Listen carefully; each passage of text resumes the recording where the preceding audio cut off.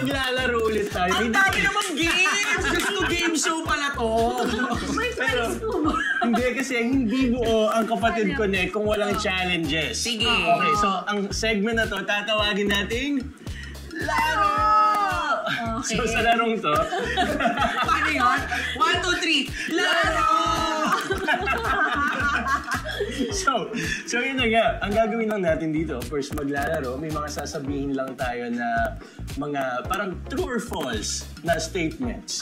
So sasabihin natin connect kung totoo, char kung charot-charot lang o hindi totoo. Okay. So, Connect o char. Okay. Yes. Tapos, ang mali ng isa ay mali ng lahat. Ganon. Kaya Ano dapat ibig sabihin bawal magkamali. So kung magkamali ka, lahat tayo pipindot dito. Tapos kung kanino siya magsasara, may consequence. Yes. Siya Okay. ang bubunot and the consequence is inside the meow pouch. Meow pouch. Ayan. Ang cute, Yeah. Sige. diba? Baka naman hirap ng mga tanong nyo, Actually Ano? kami hindi namin alam kasi kasali rin kami sa mga... Wala kaming alam. Wala Pero namin alam. writers namin, Oo. pa-surprise. Go. Laging ganyan Okay, sila. sige. So ready? Start na Ready? natin. Okay. Nasaan ba ang mga tanong? Hindi ko din alam. Ito na yung question. Nasa Ayun, maliwagang yun basa. pala. So, Okay, to the honor, sige. ikaw na po ang mauna. Yes. And then I will answer the question. Yes. Kung connect o char. Umere ang midnight DJ sa TV5 mula 2008 to 2011 na may 11 seasons. Is that- Napaka-detailed naman ng tanong! Hoy, grabe kayo. Alam ko ang midnight DJ kasi nandyan yung anak ni Bossing, ano? Kuya Oyo Boy Soto nandyan siya eh. Feeling ko, connect. Connect? Connect?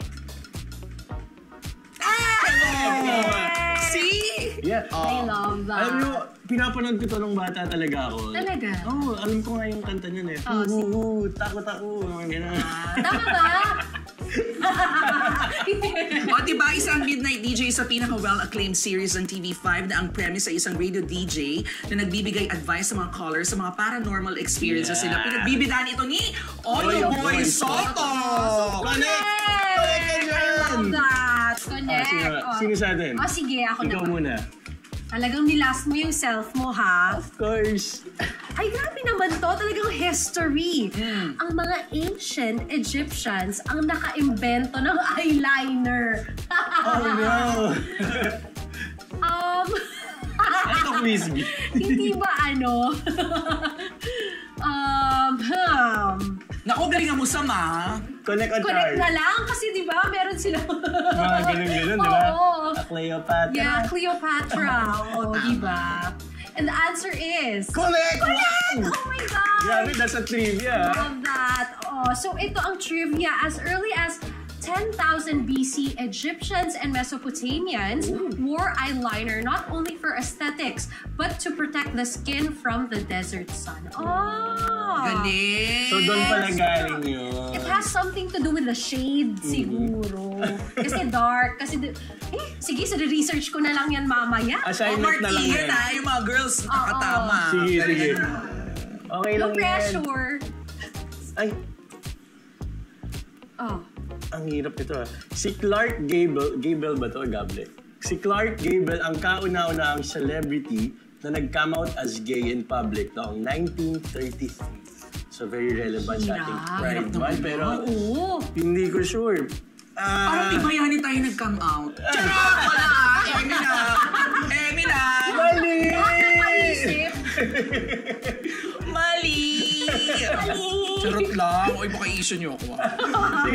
Sagutin na natin, baka mali. Post ko yan. Charot. So, ang sagot ko dito ay... Connect.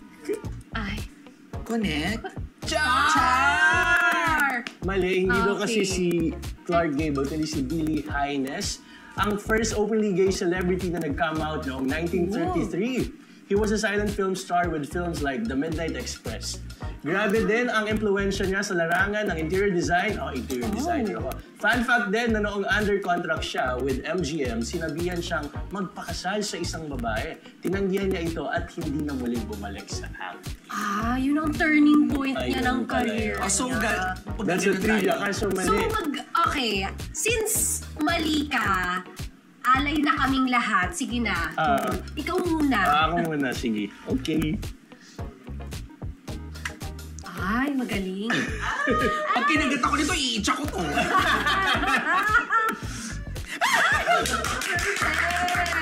Si Sam na Ayun.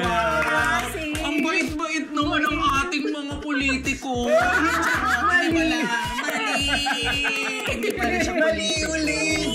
Hindi pala politiko. Bombardillo Crocodilo. Oo. So next question ulit. Hanggang walang nakakagat. Okay, next round dito. So hanggat walang Okay, dito na kami. Ganon? Hanggat walang nakakagat? Okay, sige, okay. Go. Oh, ikaw, go. Sige, ulit. sabing ganun, no? Ay, Yun. purpok. Iitsa ko to. Dahil dyan. Naku, sakto yung guess yung nabeng ganun. Correct. Deserve. Dahil dyan, So si bubulot ka Crocky, sa... I hate you, Crocky. Hate Ayan. natin yung mga crocodile na yan. Oo, ito na may Dahil consequence. bubulot sa Ano meow bang mga pouch. consequence Mr. ito?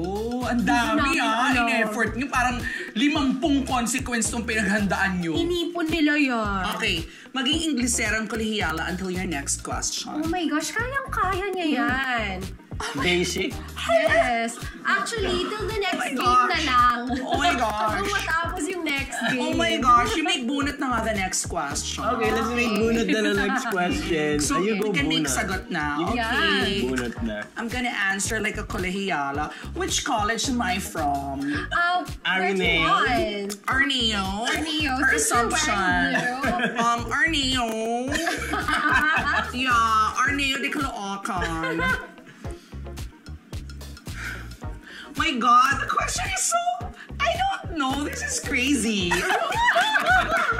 Naging grisaki. Oh my God! This is the question, guys. Hindi umuutot ang mga isda.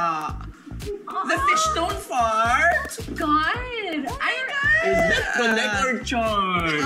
I don't know. I think...